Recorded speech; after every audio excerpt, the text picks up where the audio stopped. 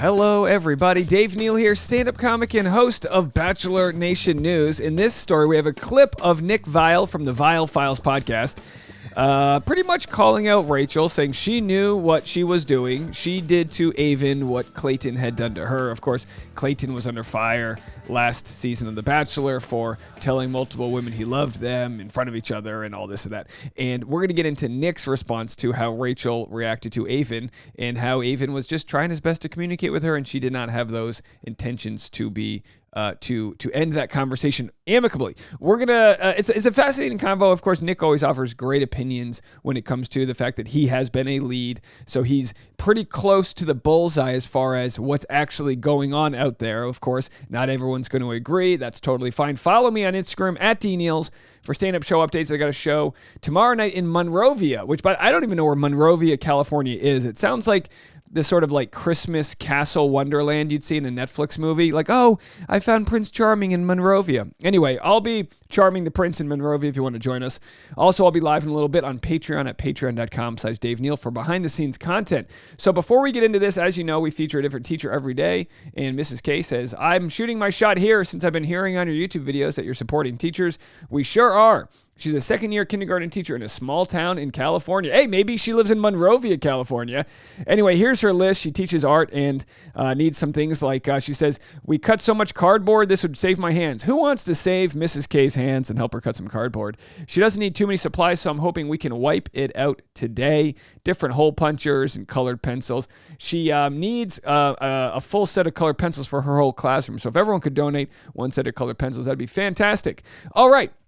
Before I get into Nick's video, you guys know I have the Dave Neal Show. It is non-Bachelor content, and today's video is insane. Former NFL quarterback, NFL legend Brett Favre, exposed again in a welfare fraud scheme, stole millions of dollars, text messages to prove it, from Mississippi welfare, the poorest state in the country, stole money so he could build a volleyball stadium for his former college and the college that his daughter goes to.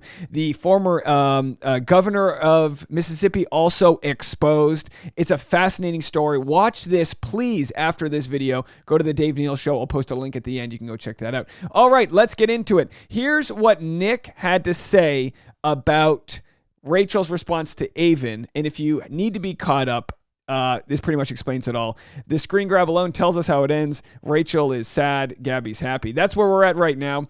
And of course, Aven was talking to Rachel, and Rachel said, why are you yelling at me? And this meme says, Rachel, my guy barely raised his voice.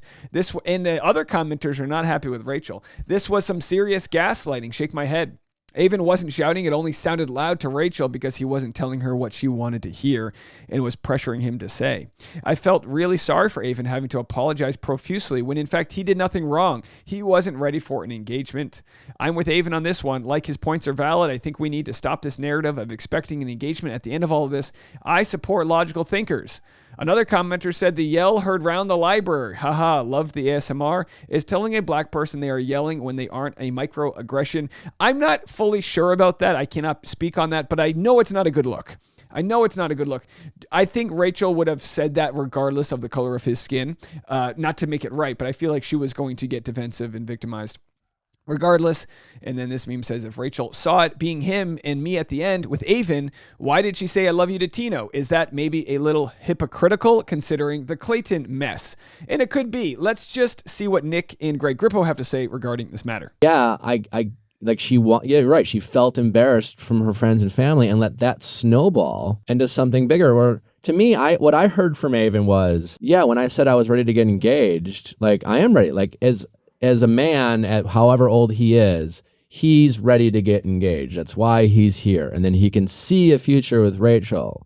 But as he's assessing it, like, realizing, oh shit, like, engagement, I'm supposed to ask you in 3 days. And oh, by the way, there's still another guy here. And maybe she, like, he's thinking about these things.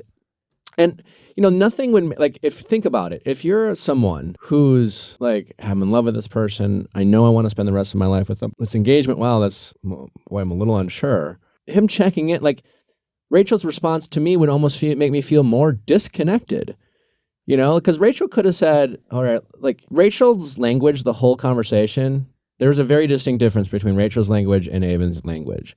Rachel was using I and me language. She kept referring to her feelings. How's this look for me? I and me. Those are the words. Nick nails it, by the way, not just with his opinion, but also this pajama outfit he's wearing. Does Nick look like Ebenezer Scrooge in the three? You know what I mean? Or he's like, all right, here's your Ghost of Christmas Present fashion. We only joke because we love. Is that velour? What are you wearing there, Nick? I want velour. I could wear some velour hoodies. So yeah. Rachel made it all about her, just like Clayton had made it all about him. Two wrongs don't make a right, but they made it all about them. She goes, I'm leaving here with the ring. I don't care. I'm leaving with the ring. And he's like, well, I feel like we should. She's like, no. That type of conversation. So good point there, Nick. Words that came out of Rachel's mouth. And Aven was using us language, me language. He was using like mutual. He was very much talking about their relationship as a team, Aven. And he talked about a guy who was trying to make sure that I want us to be on the same page. He's literally saying things like that. And all of Rachel's response were about how this looks for her. How is she supposed to feel? And as he mentioned before, Rachel felt embarrassed. That's exactly right.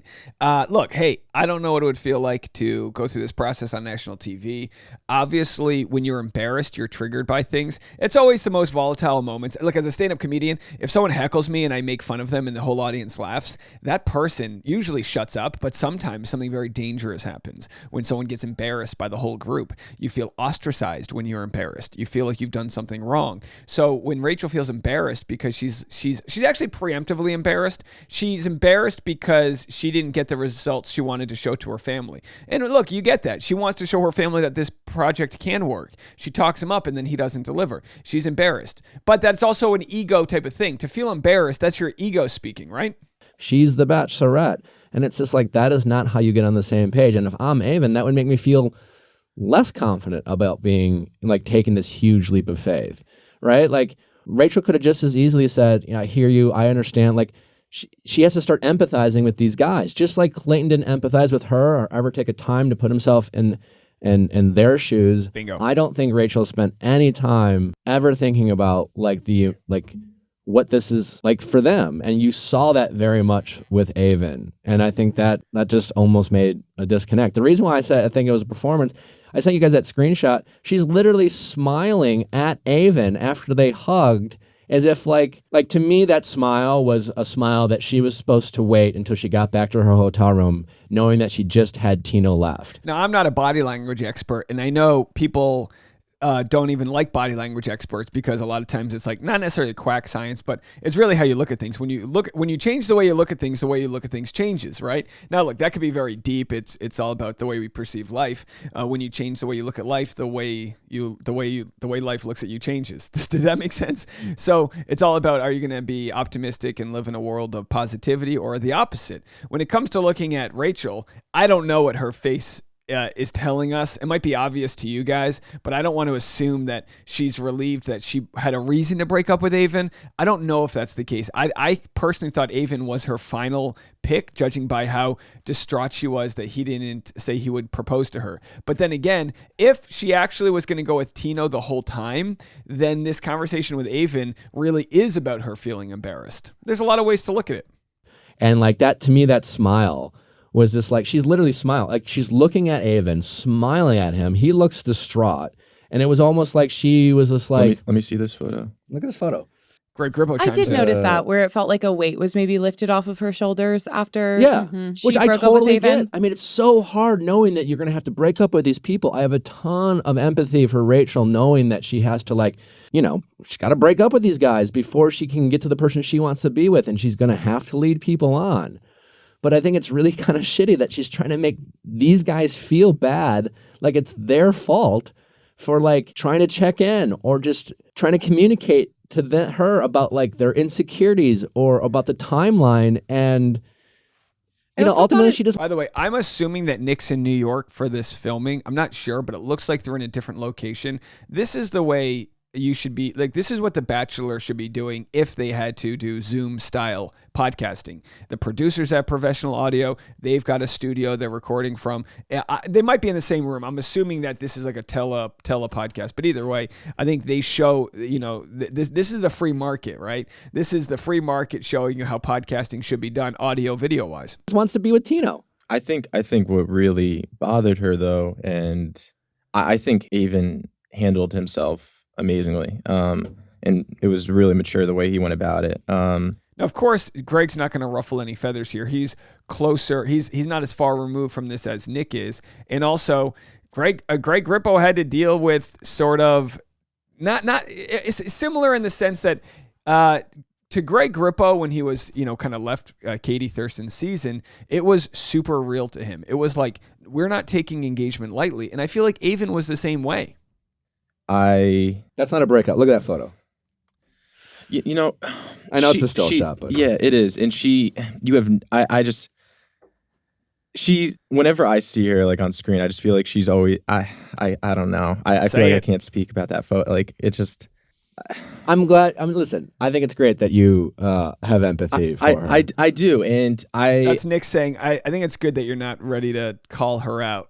I just feel like I think I have empathy for like the people who are struggling in the show, because I struggled mightily with it. And, being in this new phase of my life where now like I'm single, I'm in therapy. I just feel like I'm like, when you get off this show, like, and he was a couple like phrases like really threw her off. Like I just got wrapped up in it. She wants somebody to be so certain. Totally. She wants somebody to be so certain and to be like that consistent piece. So I think it was two parts. I felt like he said that. He tripped up on his words. Like, I get it. Like, I don't think he really meant that. And she wants somebody to be so certain about her. And as soon as, like, he wasn't, Nick's not feeling it. She just, like, had to back up a little bit, and that wall went up. Yeah. It's possible, too. But I guess something tells me that after it went on well with Tino and Rachel's family. Yeah. And by the way, shout out to Rachel. I really like Rachel's dad. I know. Really He got like Big Tony. Big Tony. Really, really like Big Tony. Just a really teddy bear. All right, so then they go on to say that basically no matter what Aven said, Rachel wasn't going to accept that. It was going to end with conflict, and that's how it went down. By the way, question for you guys. Is this Greg Grippo introducing himself as the next Bachelor? He says, I'm single, I'm in therapy. Would you guys respect Greg Grippo being the next Bachelor? He was apparently supposed to be the next Bachelor last year. Now he's had a full year to sort of recover from the mess that was his season on Katie Thurston's season. Let me know what you guys think. All right, folks, if you want, you can check out my next video on the Dave Neal Show over here. I'll post a link. You'll be able to click right here. It's the Brett Favre video. It's very fascinating. Trust me, I'm not overselling it. It's interesting. And otherwise, I'll be live on Patreon right after this. Patreon.com/Dave Neal for behind-the-scenes bonus content. Tell you how I really feel about all of this, not sugarcoating it anymore. I'll talk to you guys in a little bit. Bye.